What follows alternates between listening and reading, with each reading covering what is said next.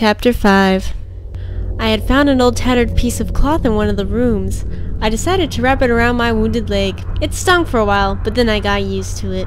I was growing very weary and tired as I walked down the endless hallways. I even felt like falling onto the floor and then just staying there. My eyes were starting to close, and I frequently ran into things. I didn't know what was overcoming me. Things started to shape-shift whenever my eyes started to close. It was almost as bad as being blind. I needed out. The dust must be what's getting to me. I finally made it to a window that was open. It was right across from another open window that was on the other side. I reached out and grabbed the window frame of the window across from me. I put one foot inside the other apartment room, and then I did the same with the other foot. I let go of the window frame with both hands, thinking I was okay, but I was wrong. The bottom of the window frame broke. I tilted backward, and before I knew it, I was off my feet and in the air falling. Oh no, I thought, this is it. My eyes were closed, but I could feel that I was awake. I felt fine for someone who just fell from God knows how many feet. I felt something squeezing my shoulder tightly. Alice, came a soft voice. James? I opened my eyes up. Oh, thank God! I found you! I sprang up and practically jumped on him, squeezing him tight. I looked around and saw that everything was back to normal. Everything didn't look so old anymore, and it was all misty again. Where are we? I asked. We're at Rosewater Park. I think this was Mary's special place. Did you find her? I said, letting go of him. I haven't looked yet.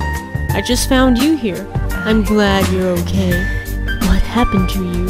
We were on Martin Street when you disappeared, so I thought you might have been at the apartment. But when I got there, you were nowhere to be found, except for a pool of blood with the key I gave you in it. You were worried about me? I smiled. It's just so lame. Of course. Why wouldn't I be? I was flattered. I thought for a moment and then asked, do things age for you? What? Nothing. Why couldn't he have seen what happened? So, I guess this is goodbye? It could be. What are you going to do though? Why are you here? I told you, to catch up on some old memories. What memories? I don't really know. I never really thought of it. You just felt like you were supposed to be here. Am I right? I gasped. Yes, that's how I feel. It almost seemed like he smiled when I said that. I never realized what a beautiful guy he was until now.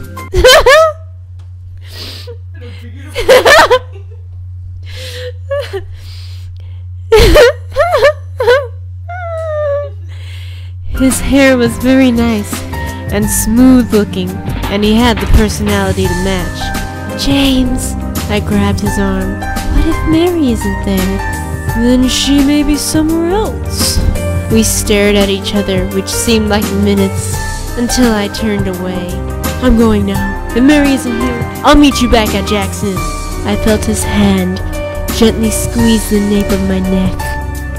I turned around. Okay. But he wasn't there. Huh? It was time to move on, I suppose. What was there to do, though? I felt something in my hand. It was a map of the other side of the town. How did it get there? Never mind that. I wasn't too far from Jackson according to the map. I began to walk my way down the road when I saw a figure wandering in the fog. He looked lost. It wasn't James. He had black hair and he was wearing a white coat. Who are you? I began to follow him, but he was running away. Wait! Come back! He ran into the Jackson parking lot. When I finally got there myself, he was nowhere to be found. Maybe he went into one of the rooms. A nasty feeling was growing in my stomach, and my head started to hurt. I fell to my knees, held my stomach. I was hurting so bad. My vision started to blur, and I could hear the faint sound of sirens. God, I thought, not again. Chapter 6. This time I didn't faint. My vision slowly came back, and I was in the dusty old world again. The roofs of some of the rooms had actually caved in from all the decay. I slowly got to my feet and dusted off my jeans. I walked forward very cautiously towards one of the rooms, with my shotgun ready. I tried a few of the doors, but most of them wouldn't open. After about trying 6 doors, I found one that opened. I took a deep breath and barged in. There was something wriggling on the floor. It was fat and disgusting. It was Eddie! No. It slowly hoisted itself up and ran at me. I held my shotgun and blew its head off. It kneeled over and landed on the floor, but it wasn't dead. It stood right back up and came at me again. Just die! I screamed and shot it multiple times until it fell. It was on the floor, grunting. I got closer to it and stomped on it. It squealed each time I did it. Finally, it gave out its last breath, panting. I looked around the room. There was nothing in here except for a mirror in the bathroom. I looked at myself in it. I was covered in dry blood. The first thing that came to my mind was, will I get AIDS?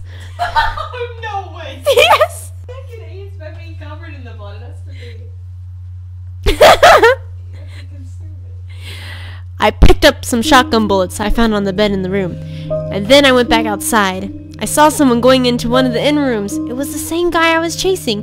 Hey! I shouted, but he had already closed the door. I ran up to his room and tried to open the door, but it was locked. I knocked on it. Please, let me in, I said. Suddenly I heard a gunshot, and it sent me into a frenzy. Open up, I yelled. Please! Next thing I knew, I was out on the ground crying. I rested my head on the rotting door and closed my eyes. What have I done? I thought. Why did he do that? Why am I even crying? My eyes drifted down to the bottom of the door, where I saw a picture sticking out from underneath. I took it and looked at it. It was a picture of 2 people scribbled out. On the back of the picture it said, "Who did this? You didn't, I hope." I heard a click. It was the door being unlocked. I jumped up and opened the door. There was no one inside. Where was this guy disappearing off to? I searched all around to see if there was anything useful about. No luck, except for a letter. It was on a desk sealed in an envelope. I know this is bad, but I tore open the letter to see what was inside it. I know this is bad! Whoa guys, we have badass over here. There were 2 pages. One said, Dr. Mike's Health Clinic at Brookhaven Hospital. Open from 9 a.m. to 9 p.m. every day. Closed on Sundays. Monday. Monday, stop your smoking habit. Tuesday, stop your drinking habit. That being highlighted. Wednesday, cure your OCD. Thursday, take off a couple pounds. Friday, eating better. Saturday, cure your drug addiction. We're located on Carroll Street, Nathan Avenue. We want to help. The paper was a small square note that said, hope this helps. Maybe I should go to the Brookhaven Hospital. That isn't too far from here. I decided it would be a smart idea to check it out, so I took the note and followed Nathan Avenue, then turned onto Carroll Street. I could hear something in the distance.